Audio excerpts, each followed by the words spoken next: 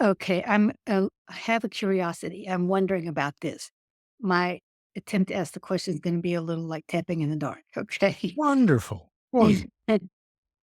So I've been reading Chewing Slowly, Radical Wholeness, and binging some podcasts. And the concept is there's a phrase that you've used a few times, and that is that the work is not so much to listen to the body, but to listen to the world through the body. And so I practice that when I go out and in the pasture with my horses, and it's profound.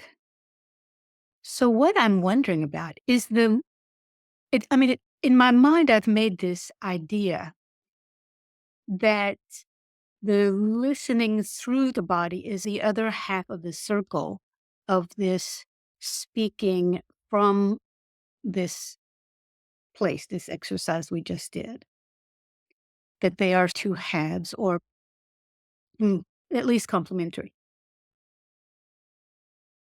And so the question is the speaking from that place a way of accessing or recognizing something we've not yet known.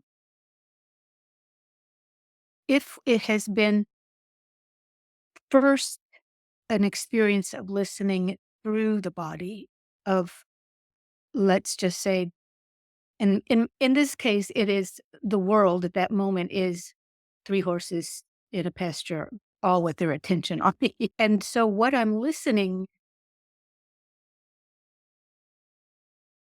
to and for is something I've not yet known.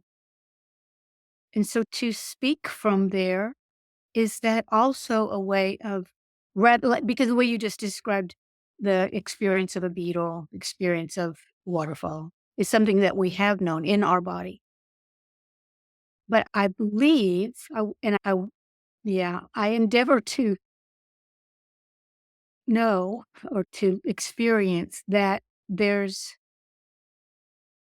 experiences I have not yet known that I can know by listening through my body to that world. I absolutely agree. Too abstract. No, look, all of nature moves not according to what it knows, but according to what it feels. A tree doesn't know how to shed its leaves and then go ahead and shed them. There's no concept, there's no idea behind it. It is just moving with the earth, the sun, the breeze, the time passing. Humans are the only ones who need the concept in order to move forward and to listen to the world through the body is to attune to wholeness, and wholeness cannot be known. You can't bundle wholeness up in a concept. It's so far beyond anything that might be contained. And so what your horses are doing in your pasture, they're not listening to the body. They're listening to the world through the body. They are feeling your presence through the body. Yep. And no, so much can be accessed that is new, is beyond the model that our concepts can build of the world. There is information that is available.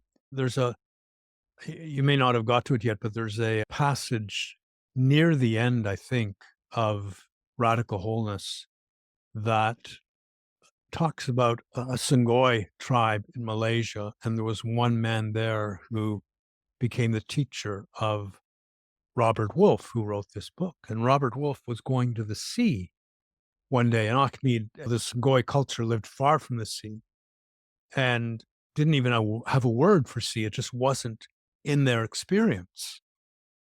And Ahmed said one day, I'm going home this afternoon and then I have to come back tomorrow morning. He was in this Sugoi village in the jungle. He said, would anyone like to come with me? And Ahmed said, I'll come.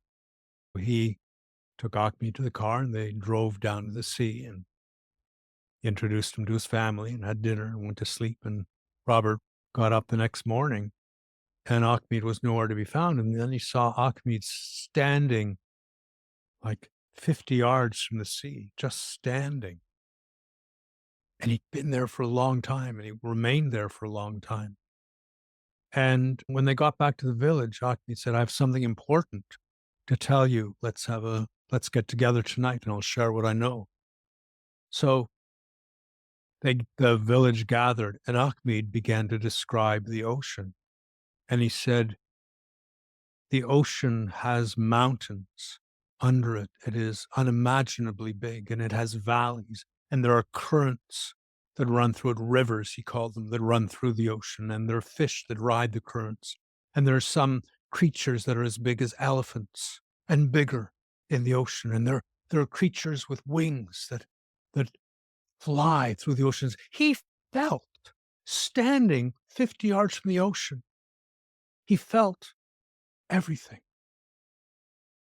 We have, it's like Ilarion Merculius feeling that sea lion 10 miles offshore.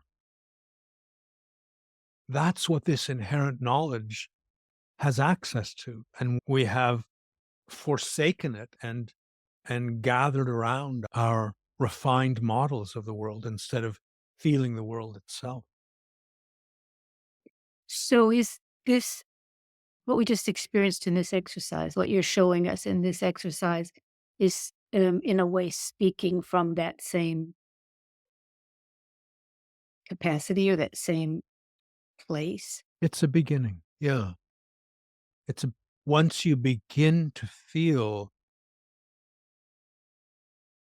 and live from the body in its wholeness, then that and spoke of activating that inherent intelligence. That's what this is helping us do. And we can better when we can, yeah, recognize it because of the because of what we feel in the exercise. Yeah. Yeah. You begin to sensitize to it. Yeah. Thank you. Yeah. Thank you, Thank you Melissa. so much. Thank you.